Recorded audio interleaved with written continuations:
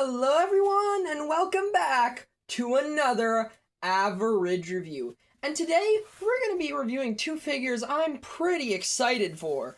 The DC Direct Gold Label Obsidian and Mr. Bones. Now in terms of the packaging, these figures are very similar to the Page Puncher style boxes, albeit without any of the Page Puncher's logos and of course with these little gold label stickers since, well, they're exclusive to the Mcfarlane Toys store. On the back, we see some pretty cool artwork of Obsidian and Mr. Bones respectively. Once again, similar to Page Punchers, although I do need to clarify, these figures are not Page Punchers since they don't actually come with a comic, but we'll get to that later. Overall, still pretty nice looking boxes, but let's get these figures out of those aforementioned boxes. Alright, getting both of these two out of the box, and they both feature very heavy reuse of the Page Puncher's Superman body mold, which I don't really have a problem with. It's a pretty good looking body mold. So, hey, let's start out by taking a look at Obsidian. Now, Obsidian's real name is Todd Rice, and he's one of the two children of the Golden Age Green Lantern, Alan Scott. He also has a sister named Jade, who we'll get back to a lot later in the video, and, well, Obsidian has shadow-related powers. He can literally turn into a shadow, which is pretty dang cool. Speaking of cool well, that's a good way to describe his outfit. It primarily uses blue and black, and it looks really good. I like these circle patterns on the upper arms and down here on the boots. I like his belt and his little necklace right here, which holds his cape. Speaking of the cape, it's almost white with a hint of blue, and I think it looks really nice. Same with the super metallic color on the belt and necklace. The head, I'm not exactly crazy about, but it is a more realistic representation of what Obsidian's face sort of looks like in costume. But I'm not the biggest fan. Not that it looks bad, though. It does look pretty good overall. But the real highlight of the two is Mr. Bones, who is an absolutely crazy character concept. So, he was born with an acidic touch. Already a good concept for a villain. Now, he's also got translucent skin and flesh as a result of that acidic touch, so he's just a skeleton walking around. Alright, now you got me hooked. And he also speaks in rhyme and wears this. I mean, can there be a better character than Mr. Bones? The answer is no. And they did his classic design really well here. At the thighs, we actually have a new piece for his, special boots that go up to here. The yellow rim at the end looks very nice. The belt isn't sculpted on, it's only painted, but that's also done very well. Speaking of things being done well, he's got new glove pieces, which, just like the boots, have this yellow rim. It looks very nice. The crossbones on his chest are very well done. And the little necklace holding his collared cape has little skulls on it, which is awesome. Speaking of skulls, I mean, this head sculpt for Mr. Bones is amazing. It's such a menacing looking evil skull head, especially with the glowing white eyes. It's amazing. And that's not to mention the bright red cape right here, which really adds so much just color to the design and really makes it pop, which is really cool. Alright, now moving from the sculpting and paintwork to the articulation, and I'm only going to be using Obsidian for this comparison since they're on near identical body molds. And Obsidian's body is less obstructed by extra bits of sculpting like glove cuffs and sculpted boots. So starting off with the head, he's on the standard Mcfarlane dumbbell joint. He looks up a pretty fair amount, looks down this far, gets tilting side to side, and can spin all the way around. He's got the Mcfarlane rotator cuffs with a pretty good amount of range, arms that can spin around and hinge up a pretty dang good amount above 90 degrees, not being obstructed by the cape thanks to the fact that it's wired. He's got bicep swivel, which gets you turning all the way around, along with double jointed elbows with a near perfect bend, which is really nice to see. Now at the wrist, he's got the standard Mcfarlane articulation of spinning around and hinging in any direction. And at the torso, he's got the standard diaphragm joint and ball jointed waist. Now, he doesn't get much hunch forward, although it is a little better than usual. But he does get a really good amount of arch back, which is good because Obsidian has the ability to fly. Mr. Bones, I'm pretty sure, doesn't, though. He also gets tilt side to side and twists at the waist and at the diaphragm joint. Now, below his belt, he's got Mcfarlane-style hips that can kick forward about 90 degrees and get a really good split.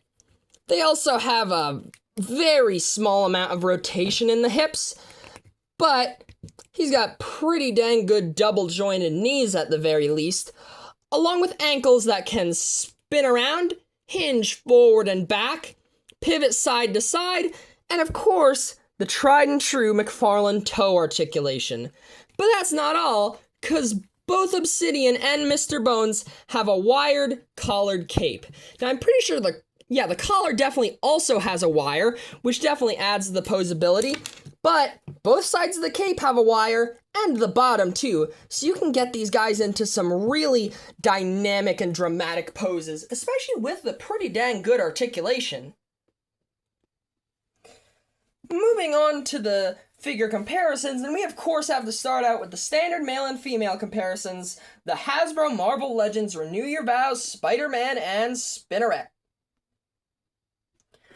Although, moving on to the DC comparisons, and we of course have to start out with Obsidian's father, the Golden Age Green Lantern, Alan Scott.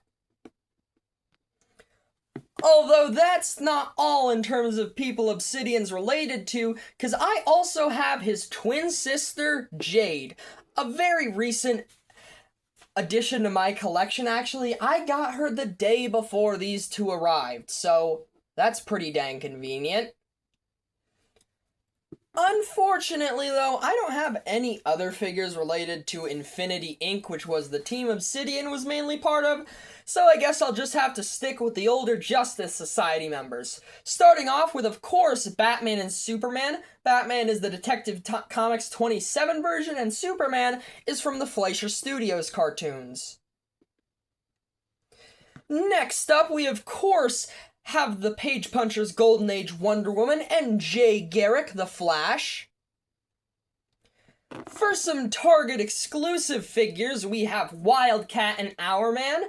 Wildcat actually features the same base body as Obsidian and Mr. Bones, which feels a bit weird since I always envisioned Ted Grant as a pretty dang big guy. For some figures a bit more expensive than the retail DC Multiverse price, though, we have the DC Digital Dr. Fate and the Collector Edition Hawkgirl. Although for two Mattel figures I'm hoping Mcfarlane gives an update to, we have the DC Universe Classics Al Pratt Atom and Wesley Dodds Sandman. Although for a Mr. Bones related comparison, for a fellow character that speaks in rhymes, we have the Demon Etrigan. Also, Obsidian appeared very early on in the legendary Crisis on Infinite Earths comic, so here's Obsidian with the Anti-Monitor Megafig. Although, as is tradition, here's the Mcfarlane DC Direct Obsidian and Mr. Bones with Hit Monkey and Goliath. Alright, now enough with the comparisons, let's talk about accessories, and being very similar figures, both Obsidian and Mr. Bones share pretty much the same accessories. They both have these pretty cool looking figure stands. They have the older DC logo, and they're actually silver foiled like the collector edition stands, which is pretty neat. They of course have their respective trading cards. Here's the backs of the cards with their bios. Obsidian's is actually a lot more in-depth than Mr. Bones's, but I do find it funny that under allies, we have two of his family members, Jade and Alan Scott, and then just his boyfriend, Damon Matthews. Obsidian was actually a fairly early representation of gay representation in, well, Justice Society-related comics, and actually sort of DC in general, so that's a bit of a neat fun fact. But enough talking about the actual source material. Let's talk about the actual accessories these figures come with, which is pretty much the same. They both come with a pair of fists. They also come with a pair of relaxed open hands, along with one accessory holding hand and one even more open hand. I do find it kind of weird that there's an accessory holding hand, despite the fact that they don't come with an accessory to hold. But I mean, I'm not gonna complain about more hands in the box. Now the question is, if these aren't page punchers, then what else is in the box to warrant it having similar packaging to page punchers? Well, it's these pretty dang cool looking lithographic art prints of both Obsidian and Mr. Bones. They're pretty dang sturdy and big, and on one side we have the colored art, and on the other we have the straight black and white line art, which is pretty dang cool.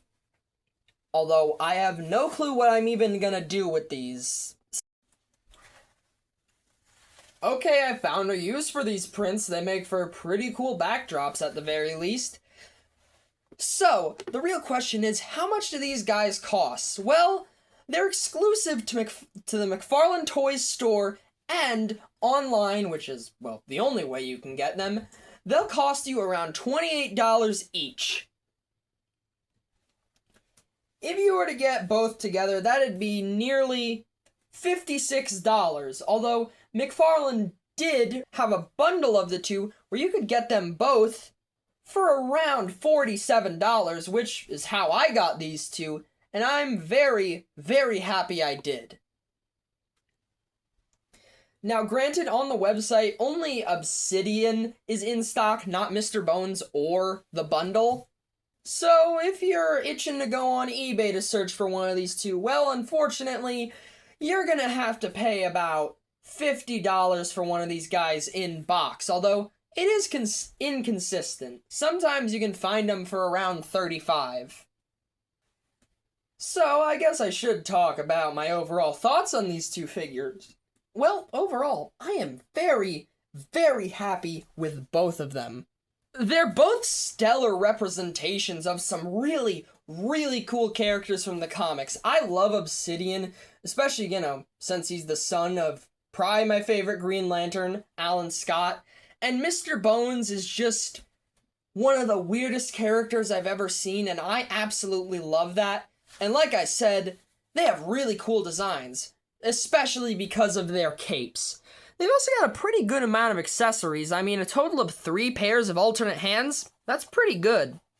And hey, the other new pieces, like the necklaces, Obsidian's belt, the heads, Mr. Bones' boots and gloves, are all amazing. And the paint jobs, equally so. I mean, I didn't see a single splotch of misplaced paint anywhere on these figures. I will say, though, probably the weakest part is the lithographic art print. I think it's pretty cool, but I don't know. I feel like a comic included with these guys would have been better. But, in my opinion, that's not too bad, especially since I got these guys together for a total of less than, well, the regular figures' prices. So overall, I'm feeling pretty generous, especially since I absolutely love these figures. So I'm gonna give the Mcfarlane DC Direct Gold Label Obsidian and Mr. Bones a 10 out of 10. They're pretty much perfect in my eyes. The only thing really holding them back is that lackluster hunch forward. But honestly, pretty much every Mcfarlane figure has that. It's unfortunately par for the course. I do wish it wasn't, though. So yeah, if you've made it this far into the video though, well, first of all, thank you so much for watching, and second of all, have a great day, 'cause you sure deserve it. Bye-bye!